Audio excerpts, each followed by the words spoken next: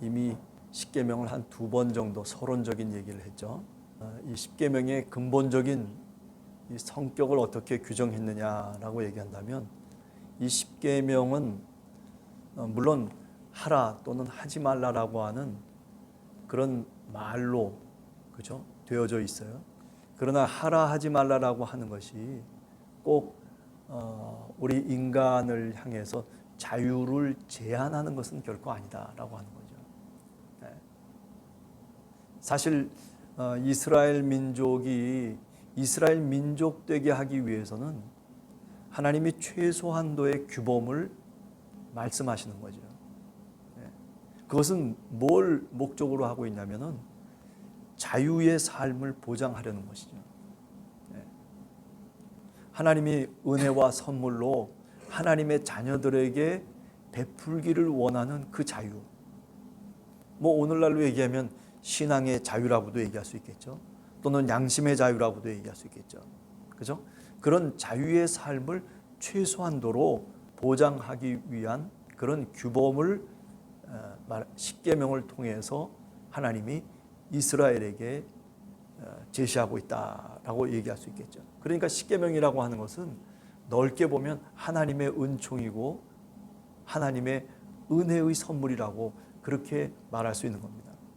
이스라엘 백성들이 사실은 이스라엘 민족이 아니라 히브리 족속이었어요. 히브리 족속이라고 하는 뜻은 하비루에서라고 하는 말에서 나왔다고 그랬잖아요. 하비루는 무슨 뜻이에요? 바로 거지, 유랑생활하는 사람들, 떠돌이, 이런 뜻이란 말이죠.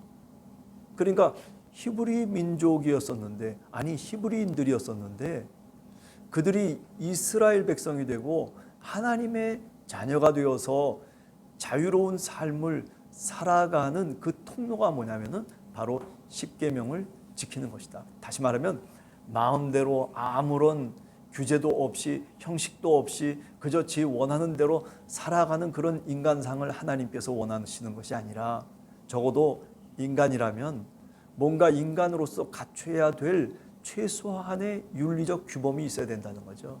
그게 바로 뭐냐면은 이 십계명이라고 그렇게 말씀드릴 수 있는 겁니다. 그래서 우리가 이런 얘기도 했었던 것 같아요.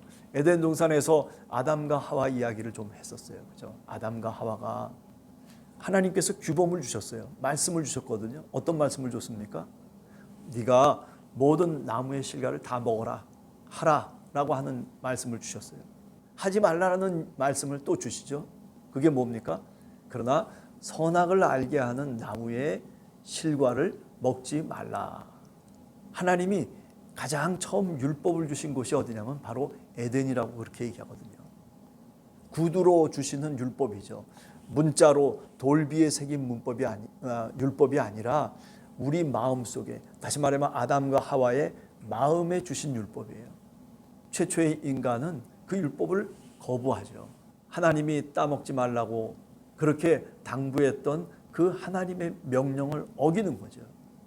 그래서 결과적으로 에덴 동산에서 쫓겨나는, 죽음이 찾아오고 불행이 찾아오고 그리고 일해야만 되고 그리고 수많은 수고와 땀을 흘려야 되는 모습으로 인간이 탈바꿈하기 시작하는 거예요. 그것을 우리가 뭐라고 얘기할 수 있냐면 자유를 잃은 인간이라고 얘기할 수 있는 거죠. 하나님의 자유는 이렇게 에덴 동산에서 하나님의 말씀을 지키면서 그 말씀을 유념하면서 살아갈 때에 비로소 하나님의 백성이 된다는 거죠. 에덴의 자녀로서 살아갈 수 있다는 거예요. 그러나 그것을 잃어버리고 살아가게 되면 어떻게 돼요? 결국 에덴에서 쫓겨나서 아벨과 가인의 사건처럼 결국 싸우고 죽이는 그런 처참한 범죄의 현장까지도 가게 된다는 거죠. 적어도 하나님의 자녀로 살기 위해서는 이런 최소한의 규범을 갖고 살아야 하나님의 자녀로 살아갈 수 있다는 거예요. 따라서 광야 40년 동안 이스라엘 백성들이 유랑 생활을 하면서 그 속에서 무엇을 배우냐면 바로 자유라고 하는 것을 배우는 겁니다. 자유 훈련을 하는 거예요. 중보자인 모세를 통해서 말하자면 이스라엘 백성들이 배움의 공동체를 형성하고 그리고 자유를 배우면서 해방이라고 하는 것, 하나님의 선물이 무엇인가라고 하는 것을 그들 스스로 터득해 나가는 그 기간이 바로 이 광야 40년이죠. 아니, 광야 40년 만의 문제가 아닐 겁니다. 가나안 땅에 가서 이스라엘 백성들이 이제 정말 하나님의 백성으로 살아가는 그 모습 속에서도 이 십계명이라고 하는 것은 바로 하나님이 이스라엘 민족을 민족되게 만드는 귀중한 통로로서 역할하고 있다라고 얘기할 수 있죠. 출애굽기 3장 14절에서 나는 스스로 있는 자다. 그렇게 하나님이 자기 자신을 밝혀주시잖아요. 그죠? 나는 아브라함과 이삭과 야곱의 하나님이다. 조상의 하나님이다. 이스라엘의 하나님이다라고 하는 것을 말하고 있죠.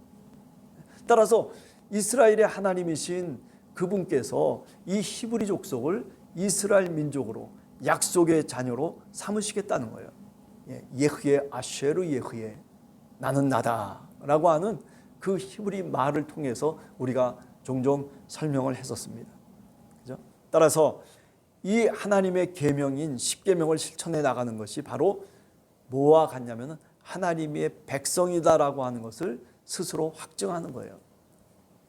어떻게 해야지 우리가 히브리 족속이 아니라 이제 이스라엘 민족으로 하나님의 약속의 자녀로 하나님의 백성으로 살아갈 수 있느냐라고 하는 것은 결국 계명을 실천하는 거예요. 네.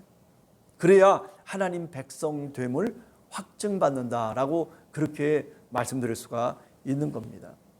그리고 이렇게 십계명을 통해서 하나님이 우리로 하여금 하나님 백성 되게 하시는 그 감사의 마음, 그 감동의 마음으로 스스로 우리가 하나님 앞에 이 계명을 실천해 나가는 것, 그럴 때 비로소 우리가 하나님의 자녀가 된다라고 하는 형식과 방법을 오늘 이 십계명을 통해서 우리들에게 하나님이 말씀하고 있다라고 하는 거죠. 네.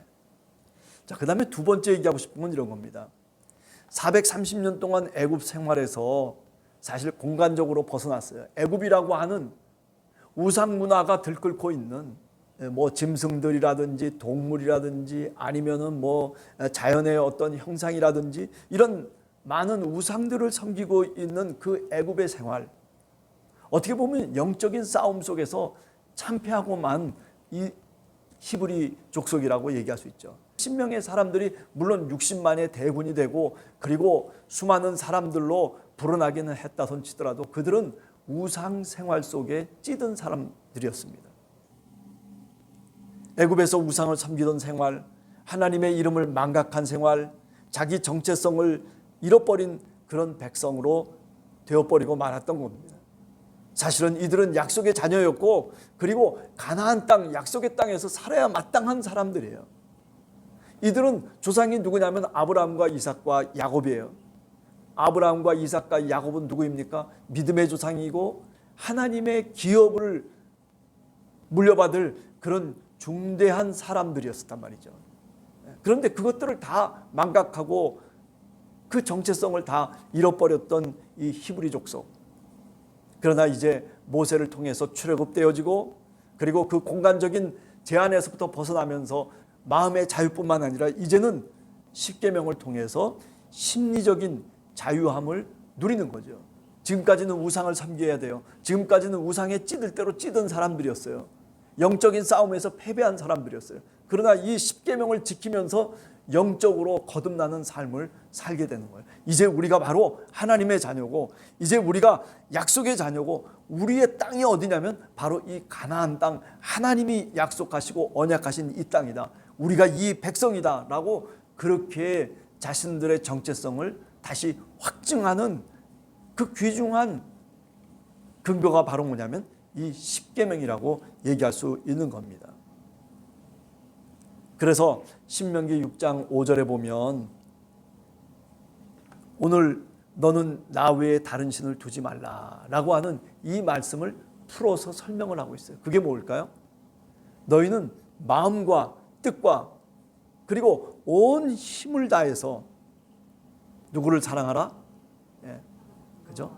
여호와 하나님을 사랑하라. 그 하나님은 유일하신 하나님이라고 그렇게 신명기 6장 5절 이하에서 얘기하고 있거든요. 바로 그런 거예요. 그렇기 때문에 우리가 하나님을 섬긴다, 하나님 이외에는 다른 신을 섬기지 말라라고 하는 것은 뒤집어서 얘기하면 우리가 하나님을 그렇게 사랑해야 된다는 거죠. 그 속에 자유함이 있고 그 속에 우리 정체성이 있다는 거예요. 그죠? 내가 정말 하나님의 자녀라고 하는 그 확증을 어떻게 내가 잡을 수 있느냐라고 얘기한다면, 오늘날로 얘기하면 하나님의 말씀에 따라서 살아가면 되는 거예요. 주님이 말씀하신 그 말씀을 쫓아서 살아가면 되는 거예요. 예수님께서 제자들에게 또 산에 올라온 무리들에게 말씀을 하셔요. 그렇죠? 그런데 그 말씀의 내용이 뭡니까? 그 말씀의 내용이 다른 것 아니에요. 사실 하나님을 사랑하라는 겁니다. 내 이웃을 내 몸과 같이 사랑하라는 그런 말씀이에요. 네가 누구로부터 먼저 대접을 받기를 원한다면, 그렇다면 네가 먼저 손을 내밀고 네가 먼저 대접하라고 그렇게 황금률을 말씀하십니다. 아니, 말씀을 실천하고 말씀을 지키는 것이 집을 반석 위에 세우는 것과 같다라고 그렇게 말씀하시죠. 원수도 사랑해야 되고 얼만큼 용서해야 됩니까?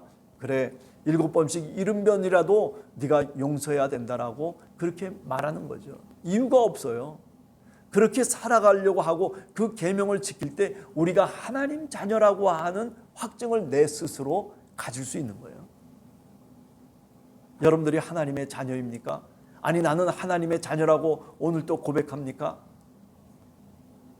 아니, 신앙 고백만 하는 것으로 끝나는 것이 아니라 정말 하나님의 백성이라고 내 스스로 느낄 수 있는 그 귀중한 통로는 뭐냐면 하나님이 우리에게 주신 계명을 지켜나가는 거예요. 그렇죠?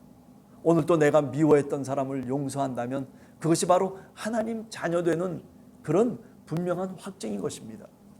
마음과 뜻과 힘과 정성을 다해서 여호와 하나님을 사랑하라.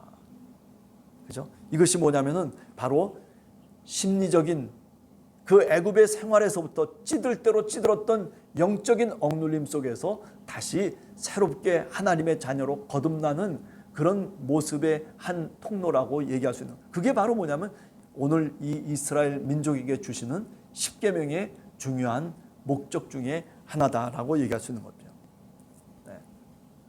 루터라고 하는 유명한 종교개혁자가 네가 신뢰하는 것이 바로 네 하나님이자 우상이다. 내가 돈을 신뢰하면서 오늘 또 살아간다면 그것이 바로 우상이고 그것이 바로 네 하나님이다라는 거죠. 오늘 또 내가 물질을 의지하면서 또 내가 내 삶 속에서 기대하는 것이 바로 그것이라면, 그렇다면 그 물질이 바로 신이라는 거죠. 만몬의 신이라는 거죠. 그게 바로 종교개혁자 루터가 주장했던 내용 중에 하나예요. 오늘 하루를 우리가 출발하면서 그렇습니다. 나 외에 다른 신을 네게 두지 말라. 네 마음속에 두지 말라. 오늘 또 하나님만을 깊이 내가 마음속에 새겨 넣으면서, 그러면서 주님 앞에 하나님을 부르면서 하나님 아버지를 부르는 그런 기도의 사람이라면 그 사람은 오늘 제1계명을 지키고 있는 사람입니다. 그렇죠? 내가 바로 하나님의 자녀다라고 하는 그런 굳건한 믿음을 통해서 바로 오늘 하루도 시작하는 여러분 되시기를 간절히 소원합니다. 같이 기도하겠습니다.